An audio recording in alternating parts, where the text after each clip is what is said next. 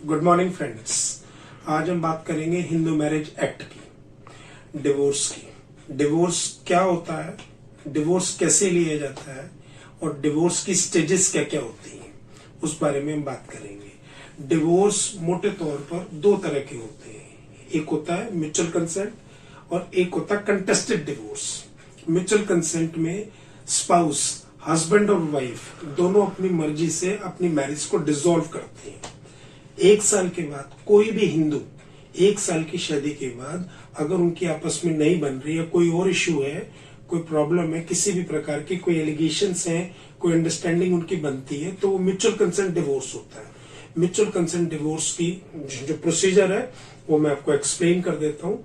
उसमें दोनों को आपस में एक एग्रीमेंट बनाना होता है कि ऐसे ऐसे हमारी शादी हुई थी, ये उसके कंटेंट्स है, उन्हें क्या लेना देना है वो आपस में डिसाइड करते हैं।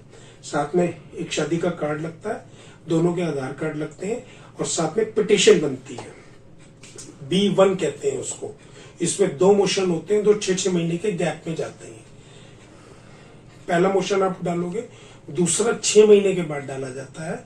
अगर एक्सट्रीम कंडीशन है, आपको रीमैरिज करनी है या इंडिया से बाहर जाना है, तो 6 महीने के पीरियड को आप वेव भी कर सकते हो, उसको 1 महीने के अंदर भी कराया जा सकता है।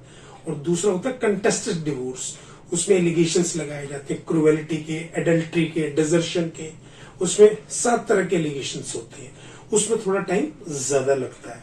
ये तो हो गया सिंपल प्रोसीजर।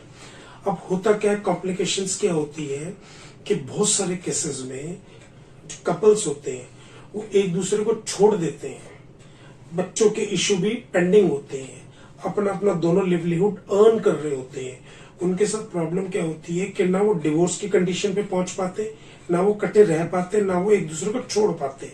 तो उसके लिए हमारे लॉ में एक प्रोविजन है, हिंदू मैरिज एक्ट के अंदर जुडिशियल सेपरेशन, वो सेक्शन 10 में फाइल किया जाता है। जुडिशियल सेपरेशन क्या होता है, उसमें क्या है कि उसमें कोर्ट से डिक्री मिल जाएगी आपको कि आपका डिवोर्स नहीं हुआ, लेकिन आप सेपरेटली रहोगे, आपके राइट्स प्रोटेक्टेड रहेंगे, आप सेपरेटली रहोगे और फाइनेंशियल मैटर में जो भी आपको चीजें डिवाइड करनी है, किसको क्या देना लेना है, वो भी उसके अंदर, जैसे डिवोर्स के अंदर होता है, बच्चे की कस्टडी, बच्चे का मेंटेनेंस, वो सारी चीजें उसमें डिसाइड हो जाती हैं। इसका बेनिफिट क्या होता है कि आप एक तरीके से, अगर आपको लगता है कि जुडिशियल सेपरेशन आपका लंबा जाएगा, तो उसको आप डिवोर्स में कन्वर्ट कर सकते हैं।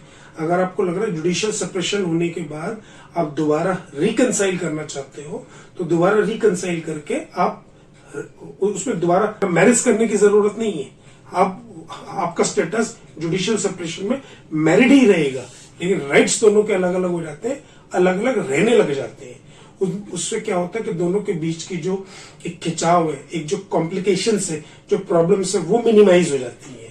तो इस वीडियो के माध्यम से मैं ये कुछ बातें आपको बताना चाहता हूं कि प्रॉब्लम्स को by way of judicial separation खत्म किया जा सकता है, मिनिमाइज किया जा सकता है। वो एक तरीके का ये स्टेटस है कि आप रहेंगे तो मैरिड, लेकिन रहेंगे अलग अलग। बहुत सारे केसेस ऐसे हैं कि जो पेंडिंग पड़े हुए हैं, हस्बैंड वाइफ को अप्रोच नहीं कर रहा, वाइफ हस्बैंड को अप्रोच नहीं करे, बातचीत करके आप उन चीजों को सॉल्व कर सकते हो, कोर्ट में मेडिएशन काउंसलिंग के लिए जा सकते हो। बहुत बहुत धन्यवाद। Thank you. ओम शांति।